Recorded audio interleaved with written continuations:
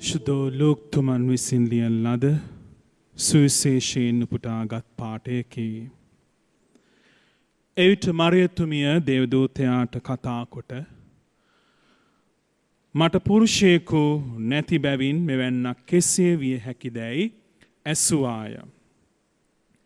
දේවදූතයා යට උත්තර දෙමින් ශුද්ධාත්මයන් වහන්සේ ඔබ කෙරෙහි පහළ වන සේක පරමෝත්තමයන්ගේ ආනුභාවයද ඔබ වසා ගන්නේය.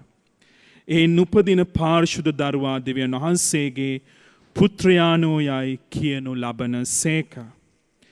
බලන්න ඔබේ ඥාතිවරිය වන එලිසබෙත් ඇගේ මහලු වයසේදී පුතෙකු පිළිසිඳ ගත්තාය.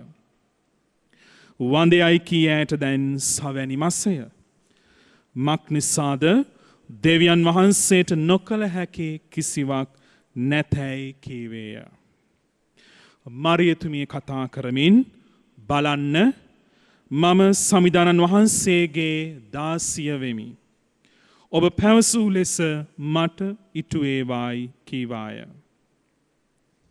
එවිට දේවදූතයා කෙරෙන් වෙන්ව ගියේය. ප්‍රේමවන්තේනි, මේ මොහොතේදී අපි මෙනෙහි කරමු දේව කැමැත්ත ගැන. දේව කැමැත්තට තමන්ගේ මුළු ජීවිතයම යටත් කළ නතු කළ අපිට තියෙන පූර්වාදර්ශය තමයි දේවමාතාවන් වහන්සේ.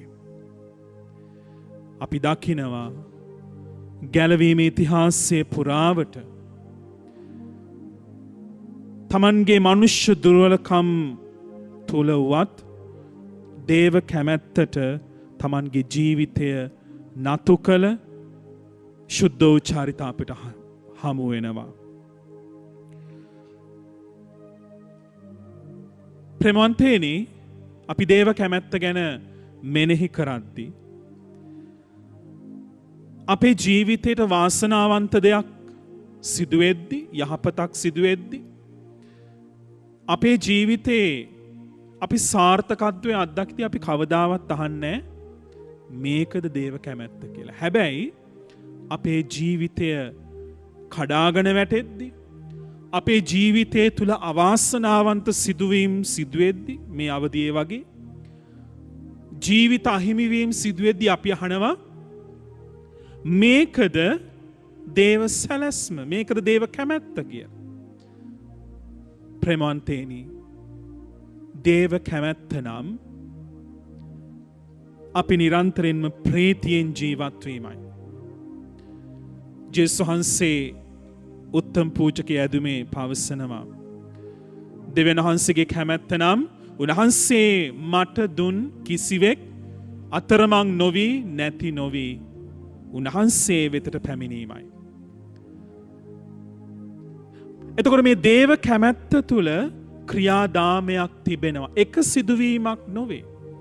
එක සිදුවීමක් නෙමෙයි. මේ තුල ක්‍රියාදාමයක් තිබෙනවා. එහි අවසානය, එහි උච්චතම මොහොත තමයි දෙවියන් වහන්සේත් සමග අපි ජීවත් වීම.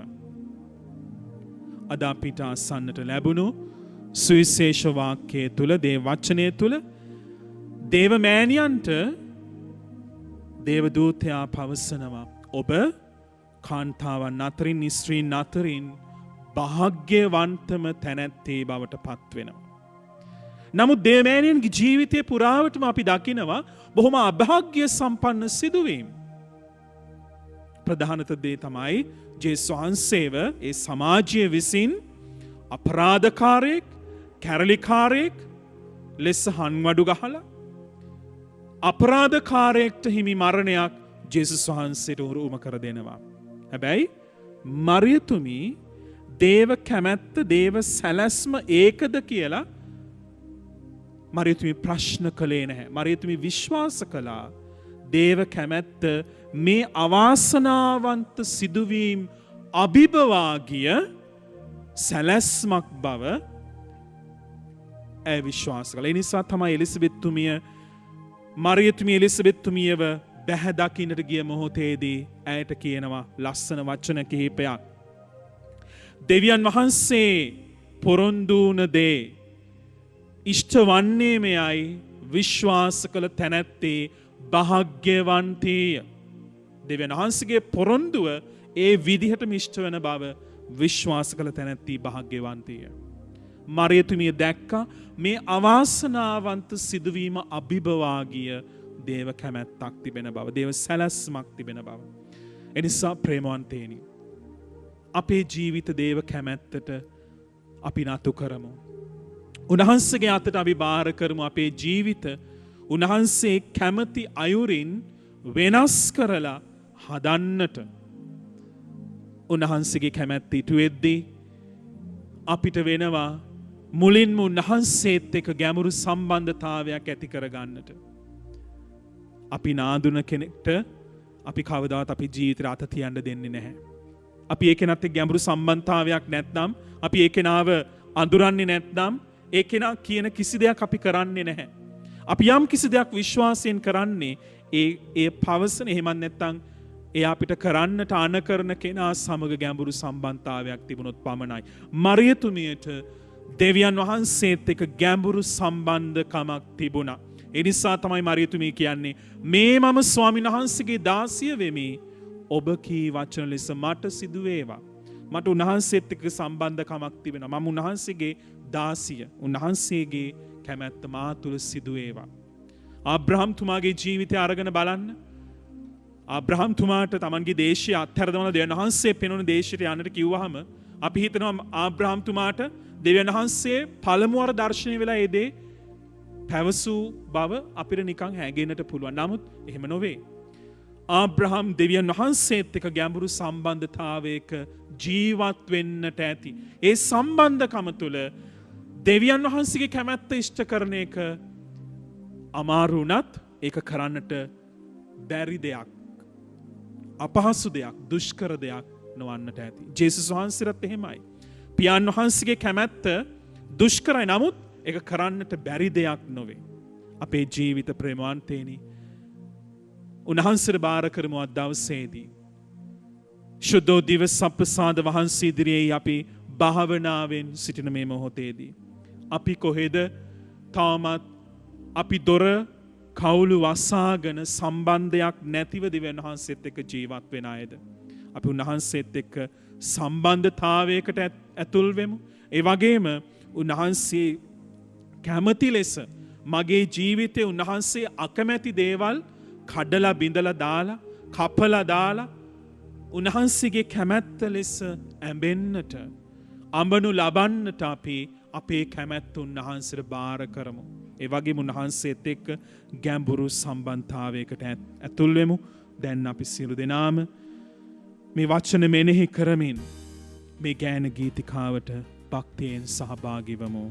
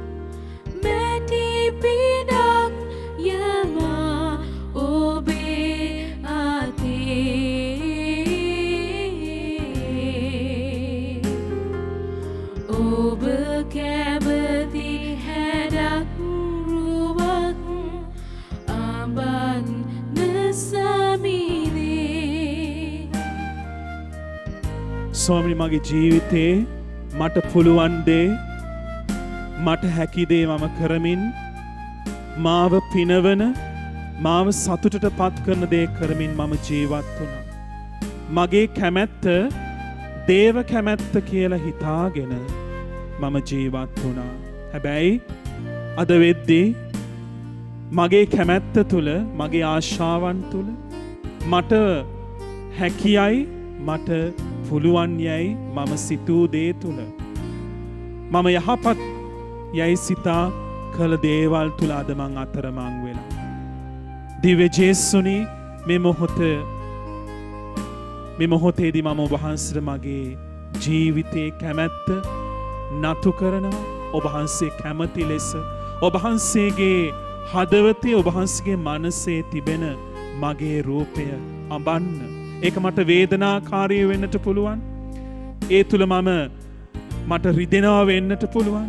නමුත් ඒ සෑම දෙයක්ම විඳගෙන ඔබ වහන්සේගේ කැමැති රුව මා තුල ගොඩනගන්න සමිදේ.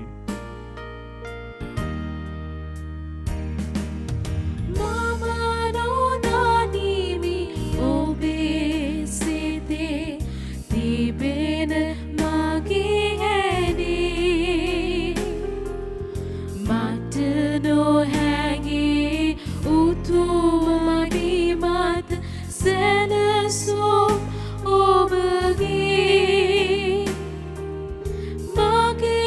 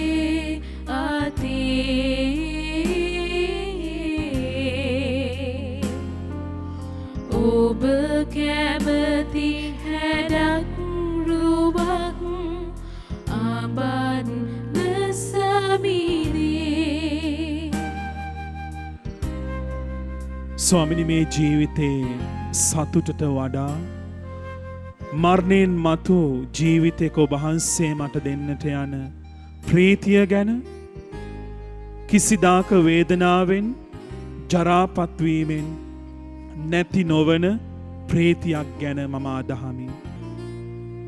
මතු පැමිණෙන්නට තිබෙන මහිමය කිසිසේත්ම මේ ලෝකේ පීඩාවන් සමග සැසඳිය නොහැකි බව මම විශ්වාස කරමි. ස්වාමිනි මගේ ජීවිතයට ඔබ වහන්සේ අත තියද්දී ඔබ වහන්සේගේ කැමැත්ත තුල මම ආශා කරන දේ මට නැති වෙද්දී මට අත්හරින්නට සිදු වෙද්දී ඔබ වහන්සේට අකමැති මගේ රූපය ඔබ වහන්සේ කඩලා බිඳලා නැවත වාරයක් ගොඩනගද්දී මට වේදනා දැනේ. ස්වාමිනී ඒ වේදනාව මම ඔබ වහන්සේට බාර කරනවා.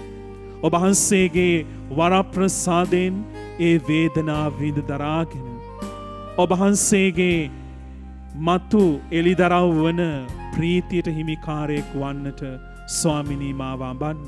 මගේ වේදනාව දරා ගන්න මාත් සමග මට උදව්වන්න.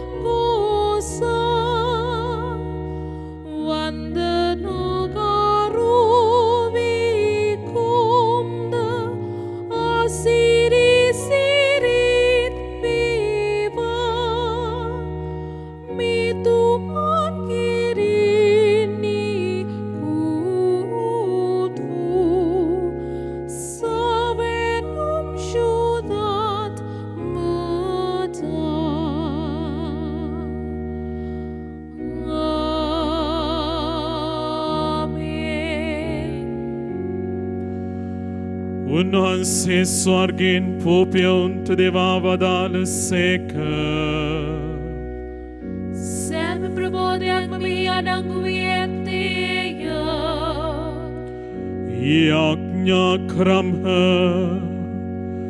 ජේසුස් ක්‍රිස්තුස් ස්වාමිනී ඔබ වහන්සේගේ දුක් ප්‍රාප්තිය හා මරණය සිහිවීම ලෙස මේ පුදුමාකාර ප්‍රසාද නිධානය අපට දානය කළ සේක් වේද. ඔබ වහන්සේගේ ගැලවීමේ ඵල අප සිතට නිතර දැනෙන ආකාරයෙන් ඔබ වහන්සේගේ ශ්‍රී ශරීරයට හා ශ්‍රී රුධිරයට නිසි ගෞරවයෙන් වන්දනාචාර කිරීමටද ඔබ වහන්සේගේ රාජ්‍යයේ සාමය අත්දැකීමටද අපට වරම් දුන මැනව. ඔබ වහන්සේ සදහටම වැජබෙන සේක රජකම් කරන සේක.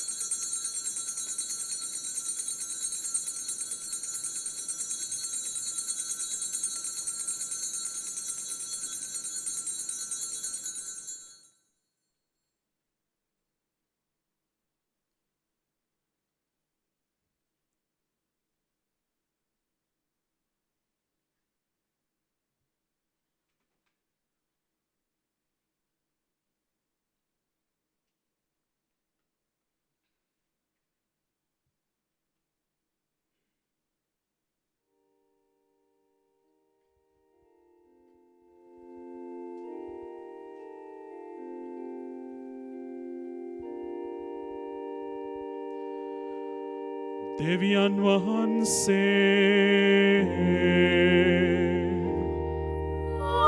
ආශිර්වාදිත වේවා. උන්වහන්සේගේ ශ්‍රී නාමය ආශිර්වාදිත වේවා. සැබෑ වූ දෙවියන් වහන්සේද සැබෑ වූ මනුෂ්‍යයාද වන ජේසුස් ක්‍රිස්තුස් ස්වාමී දරුවෝ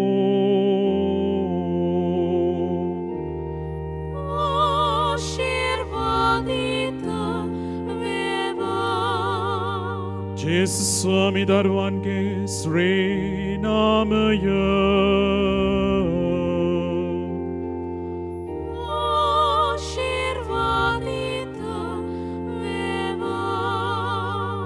උන්වහන්සේගේ ශ්‍රී හෘදය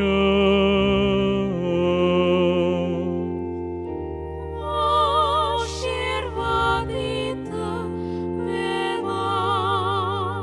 පූජාසනේ දේව ප්‍රසාද නිධානයෙහි ජේසුස් ස්වාමී දරුවෝ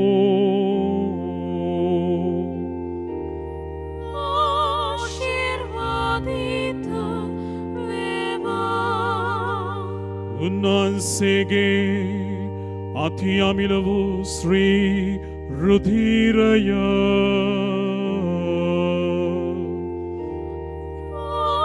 ආශිර්වාදිත වේවා.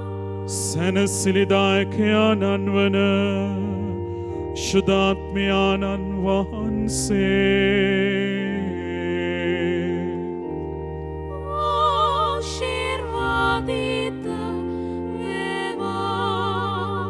උත්තම දේ මාතාවන් වන අතිශුද්ධ මරිය වහන්සේ ආශිර්වාදිත වේවා. උන්වහන්සේගේ නිර්මල පිරිසිදීම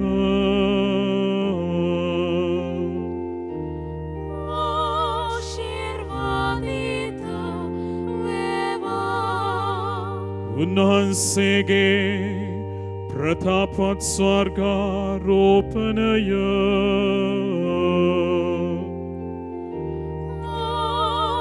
ආශිර්වාදිත වේවා. කන්‍ය මාතාවන්ගේ මරිය යන ශ්‍රී නාමය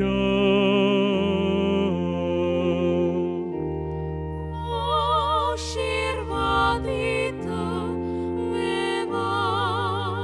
උන්වහන්සේගේ වෘත ශුද්ධවත් ප්‍රති වූ ශුද්ධෝ ජුසේතුමා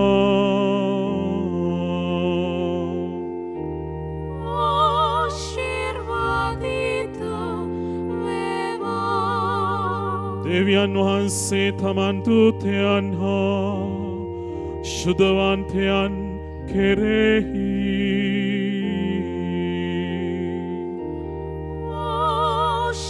ආශිර්වාදිත වේවා.